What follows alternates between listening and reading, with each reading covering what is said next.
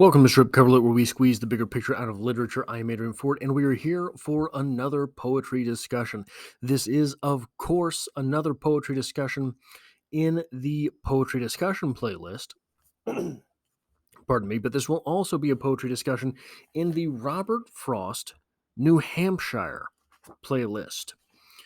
We have been going for this is the third year now. Third year in a row that Robert Frost has had New Hampshire appear on the poetry National Poetry Month playlists here. Now, this is National Poetry Month. Listen, guys, if you want to help me out with what I'm doing here, trying to spread as much love of literature as possible, if you hit that like button, what it does is it tells YouTube to share this video with other poetry lovers, with other lovers of literature in general, and literature is all I talk about on this channel. Poetry, short stories, novel read-alongs, all of these things. Um, but we have a fairly long poem today. I just want to get this out real quick. This is National Poetry Month. On Sundays, we have Sylvia Plath. On Mondays, William Blake. Tuesdays, Edgar Allan Poe. Wednesdays, with William Shakespeare on Wednesdays. Dickinson Darkly on Thursdays. Emily Dickinson on Thursdays. Fridays, with Frost. And Slumming Through Saturdays, with Charles Bukowski on Saturdays. So let's get into this poem, and we will start with a reading. Nothing to say, all those marriages. She had some 3 herself to 3 of his. The score was even for them, 3 to 3. But come to die, she found she cared so much. She thought of children in a burial row. 3 children in a burial row were sad. One man's 3 women in a burial row somehow made her impatient with the man. And so she said to Laban, "You have done a good deal right. Don't do the last thing wrong. Don't make me lie with those other women." Laban said no. He would not make her lie with anyone but that she had a mind to. If that was how she felt, of course, she said, she went her way. But Laban, having caught this glimpse of lingering person in Eliza, and anxious to make all he could of it, with something he remembered in himself, tried to think how he could exceed his promise, and give good measure to the dead, though thankless. If that was how she felt, he kept repeating. His first thought under pressure was a grave in a new boughten grave plot by herself. Under, he didn't care how great a stone.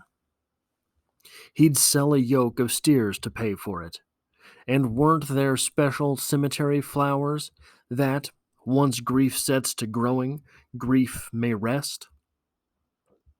The flowers will go on with grief a while, and no one seem neglecting or neglected. A prudent grief will not despise such aids. He thought of evergreen and everlasting, and then he had a thought worth many of these. Somewhere must be the grave of the young boy who married her for playmate more than helpmate, and sometimes laughed at what it was between them. How would she like to sleep her last with him? Where was his grave? Did Laban know his name? He found the grave a town or 2 away, the headstone cut with John, beloved husband, beside it room reserved, the say a sister's, a never married sister's of that husband, whether Eliza would be welcome there. The dead was bound to silence. Ask the sister. So Laban saw the sister, and saying nothing of where Eliza wanted not to lie, and who had thought to lay her with her first love, begged simply for the grave. The sister's face fell all in wrinkles of responsibility. She wanted to do right. She'd have to think. Laban was old and poor, yet seemed to care. And she was old and poor, but she cared too. They sat. She cast one dole, Old look at him, then turned him out to go on others' errands. She said he might attend to in the village while she made up her mind how much she cared, and how much Laban cared, and why he cared. She made shrewd eyes to see where he came in. She'd looked Eliza up her second time, a window at her second husband's grave, and offered her a home to rest a while before she went with the poor man's widow's way. Housekeeping for the next man out of wedlock. She and Eliza had been friends through all. Who was she to judge marriage in a world whose Bible's so confused up in marriage counsel? The sister had not come across this Laban, a decent product of life's ironing out. She must not keep him waiting. Time would press between the death day and the funeral day. So, when she saw him coming in the street, she hurried her decision to be ready to meet him with his answer at the door. Laban had known about what it would be, from the way she had set her poor old mouth to do, as she had put it, what was right. She gave it through the screen door closed between them. No, not with John. There wouldn't be no sense. Eliza's had too many other men. Laban was forced to fall back on his plan, to buy Eliza's plot to lie alone in, which gives him for himself a choice of lots, when his time comes to die and settle down.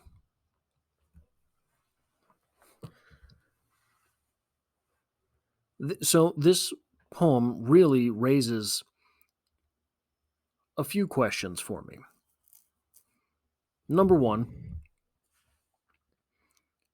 these are people, there's a mention of the Bible, right? These are people who are probably religious folks. It is curious to me with so I'm an atheist. To me, when I'm gone, it doesn't matter. Why would it be for religious folks? And this is a genuine question. I mean this wholeheartedly. Why would religious folk care so much? For me, when I pass, my body is the last thing of me. If either me or a religious person were to care so much about the body once we've passed, it would seem to me by my logic that it would be me. But I don't care.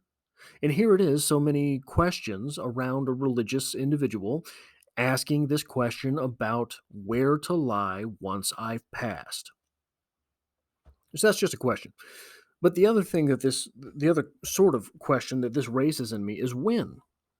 When is the right time for these questions to become important to us? There is always the threat of death.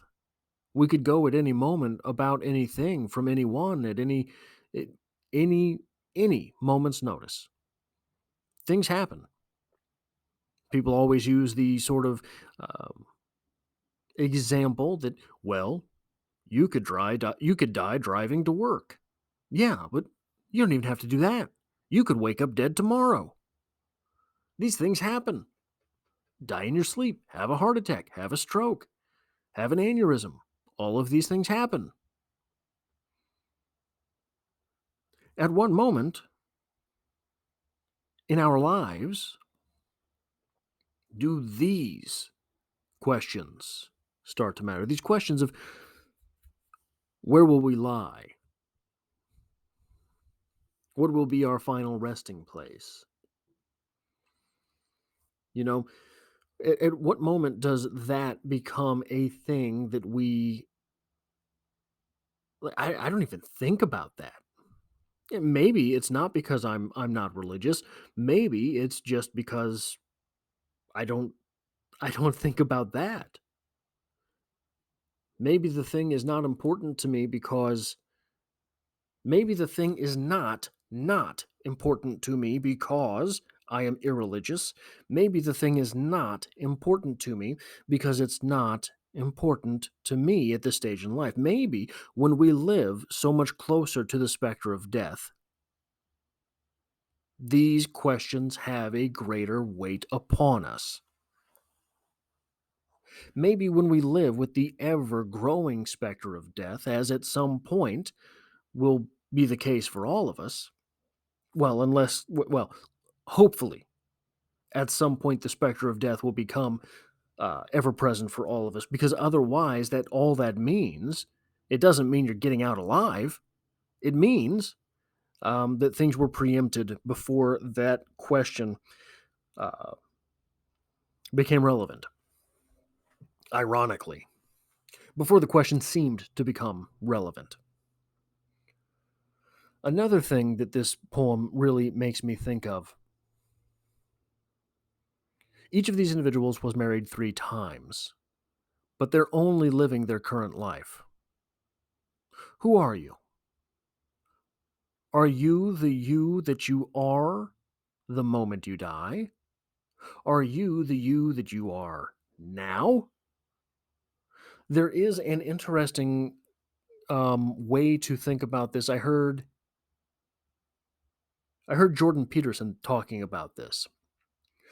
All of us, individuals, each individual is in his or herself a community. Well, that doesn't make much sense, but yes, it does. We are a community in that I am 37 years old. I was 5 years old. The things that 5-year-old did, the ways he invested his time, matter to me now. When I was 5, I was super interested in UFOs, Bigfoot, ghosts, all of these sorts of things.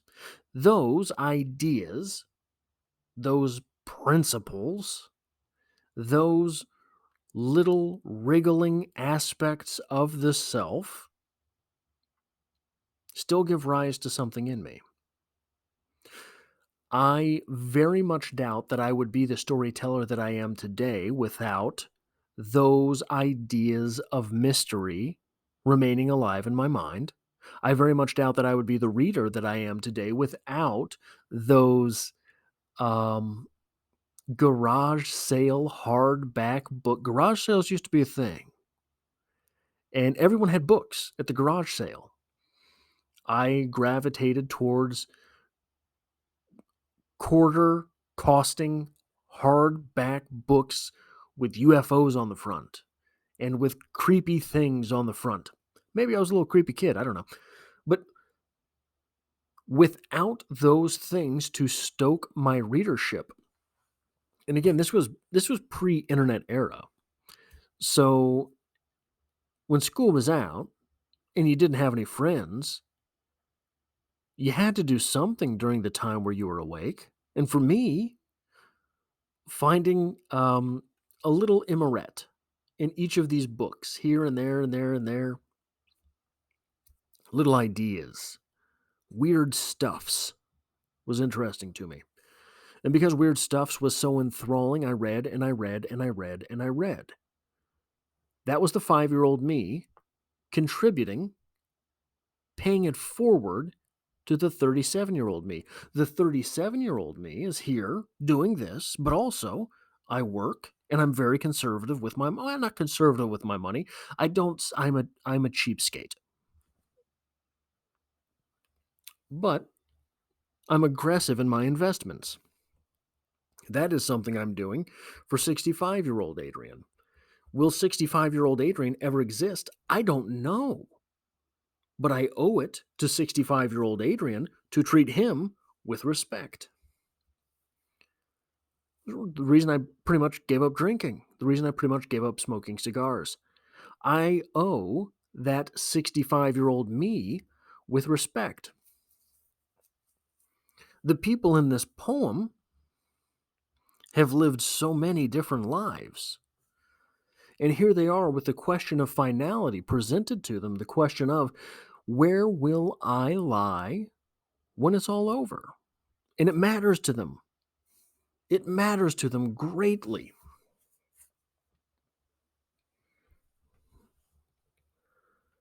And how much so the woman in this poem is saying, I don't want to lay with those previous yous. I want to lay with the you that you are now. And if not just the two of us, the you that belongs to me and the me that belongs to you, if those two aren't the two, then I don't want any of it. I got to find some other place to be for eternity.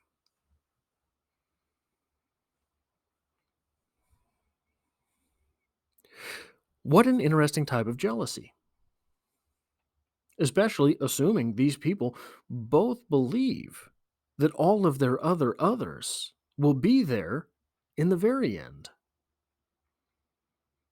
Say these two, Laban, Eliza, they get to the other world hand in hand. Well, Laban has two other wives there, and Eliza has two other husbands. What happens then? Do Laban's former wives and Eliza's former husbands get to pick between themselves? I think these are interesting questions.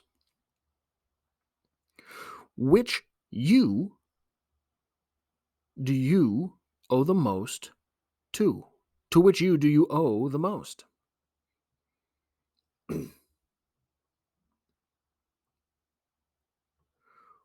Which era of your life do you want to be definitive of you? Now, these things aren't necessarily in this poem, but I think they're questions necessitated in the individual,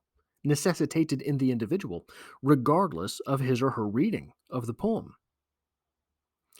This is one of the ultimate sort of utilities of literature. Without this poem, maybe that thought never occurs to me. Without that thought ever occurring to me, it's like the Sapir-Whorf hypothesis with words, right? The Sapir-Whorf hypothesis says, hey, if you don't have the word for it, you can't really make an interesting thought about it. The old sort of cliche is that Eskimos have 60 words or whatever for snow. To me, you have snow, you have sleet, you have hail. That's about the only differentiation I do there. But for Inuit people, is Eskimo offensive? I don't even know. Inuit people, I don't know what the correct term is here. Inuit people have 60 words for snow. Some of that means, well, this is the type of snow you can go out and hunt in. This is the type of snow that you want to stay home in. This is the type of snow that you want to be able to use to um, pack for X, Y, and Z. Now, for me, in that situation, in that environment, I'd be dead because I don't know those words. Because I don't know those words, I can't express those thoughts. So, if words are translated to complex thoughts, are complex thoughts like poetry translated to complex lifestyles? Words, in the Sapir-Whorf hypothesis, open up possibilities. Do poems in that same way open up entire thought processes? Maybe. Maybe not. Maybe I'm just being pretentious. It's hard to say. But I think it's interesting. When you think of yourself as a community, when you think of yourself as a collection of different era,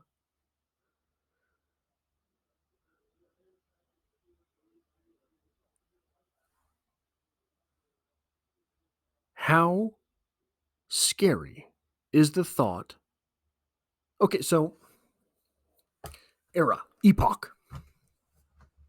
The United States has different era, right? You can look back and say, for example, um, the 1980s were definitely better than the 1930s. The 1980s were an era of excess. The 1930s were an era of oops, we screwed up.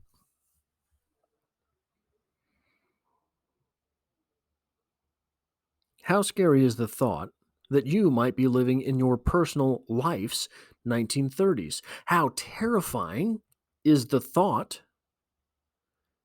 that maybe it's not the 30s, 40s, 50s, 60s, 70s, 80s? Maybe in your life, the 80s have come and gone. Maybe you're living in the 30s after the good times have left.